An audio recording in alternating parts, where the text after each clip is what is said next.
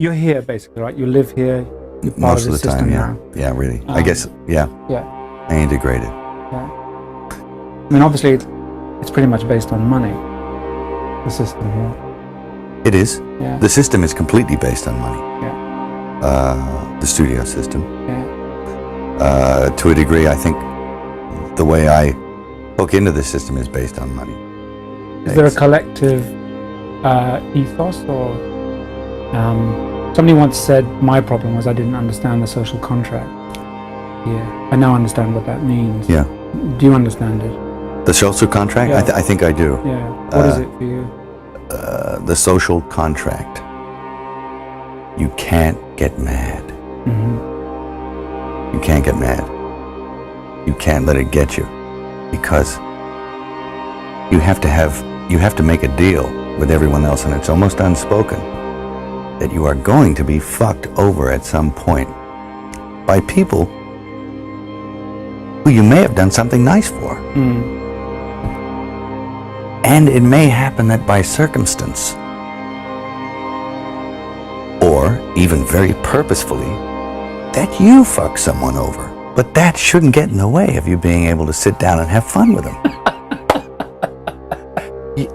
Am I on the right track? You can't build a resentment about it. Mm. You have to still try and love those people. Yeah. Because that's the way they're thinking. Because it ain't personal. No, it's not personal. They don't really mean to hurt you. No. Not really. I don't quite understand. Well, I mean, there's a lot of motivations for why it happens. Yes, many.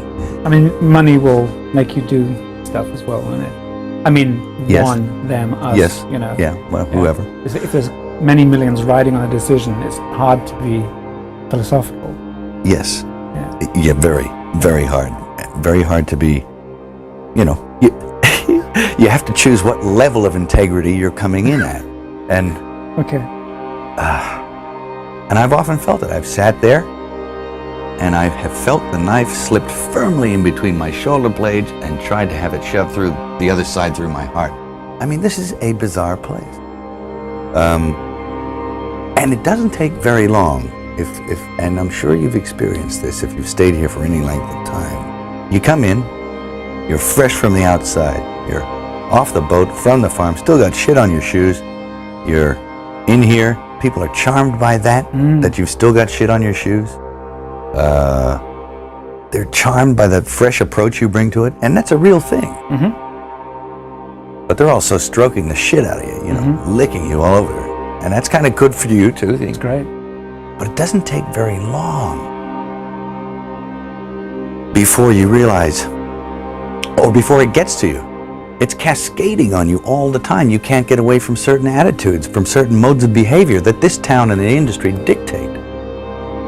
And no matter how strong you are, when you come in off the farm with those convictions and a certain line of attack, no matter how strong you are going to be affected by this place.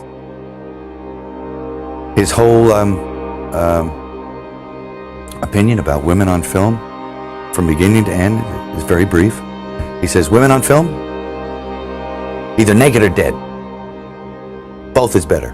And it's like, whoa, ooh. The man has got a spiritual malady for a start. I mean, the scary thing is that I think a lot of people think that. Maybe not to that extreme. There are people, well-meaning people, and you'll know within 15 minutes if this is a person you want to work with. Yeah. Christopher Walken, the first time I ever did a casting session in America, terrified me. Me too. I mean, fucking hell. I came to meet the guy. They said, he's flying in from God knows where. Yeah, but he didn't need a plane, right? Yeah. It's like he didn't need a plane. He came in, he was doing all the kind of Scorsese stuff. And I said, have you had a chance to read the script? And he looked at me and he said, did you like my face? And I went, yes. And he said, but that's fucking great, because if you don't, get De Niro. Fuck you, I'm out of here. And we stood up and walked out. And everyone said, well, that I think was quite a good meeting. No, he came to see me on a rooftop in New York. I said, hey, can I talk to you? And he said, sure. He floated in, sideways, through a crowd of people. He was wearing black. And it was like one of those old vampire movies where they don't walk, but they glide. And he was a dancer, so he has he's very, graceful. Yeah. And he moved sideways, and he just sat down in a chair next to me, and it kind of frightened me. And he's a very smart guy. And we started talking, and I didn't, say much of anything about reading the script. Nothing. I just started talking about the Middle Ages, and he began to talk tortures. And we swapped tortures because I'd read this book on torture, and I tried to recall some of the most heinous things I'd ever read in this book, and he was like, oh, and he'd try and top it, and and my assistant was there, and he left because he couldn't stand it anymore. Yeah. The air had turned cold, and then he left, and I wanted to leave, and because I knew that I didn't want to work with him, and he was getting scary. Yeah. And then I turned around, and it was on top of the Peninsula Hotel. I turned around to avoid his steady gaze at one point, and I was looking at a building with the top of the sixes on it. So there was a huge illuminated 666 in red. And I went from that to that to that, and he started smiling. And I thought, oh no, Chris Walken is the Antichrist, I'll think, and you'll resent it for a little while, then you have to let it go. Otherwise, you'll eat yourself alive. And I think it takes that kind of cockroach resilience to survive in this town. When I came over here, I was in my mid-20s. Right. The first time I really came over here. I had a whole bunch of weird paranoid suspicions about what the hell was going on, because there was a lot of stuff I couldn't understand. Right. And nobody was really bothering to explain it to me. They don't. And I formed a bunch of opinions about the town and about the people in it that were like, surely that couldn't be, because a whole place can't be like, weird town, where the stranger wanders in and all the people are in the bar and they all shut up when he looks at them, and they tell you don't go into the house on the hill, and it's like that. And then you go away and you think, no, I was wrong. I mean, that's insane thinking. I'm paranoid. I imagined that stuff.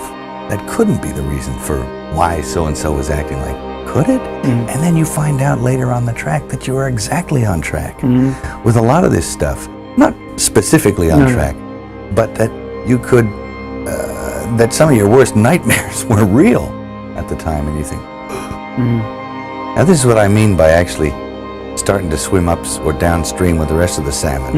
Eventually, if you stay here long enough, you'll find yourself doing that. And you have to, there's a way of doing it without doing it. That takes time. And it takes relaxation. Not being uncomfortable about... Not being uncomfortable. Realizing it for what it is. Projecting. Understanding what it is. Once you understand it, well, then you're not afraid of it anymore. So you can just walk around it, and through it, and then get on with what you tried to get on with in the first place. A place like this can humiliate you. And it can humiliate you, it can be humbling. I mean, it does rip your life to pieces.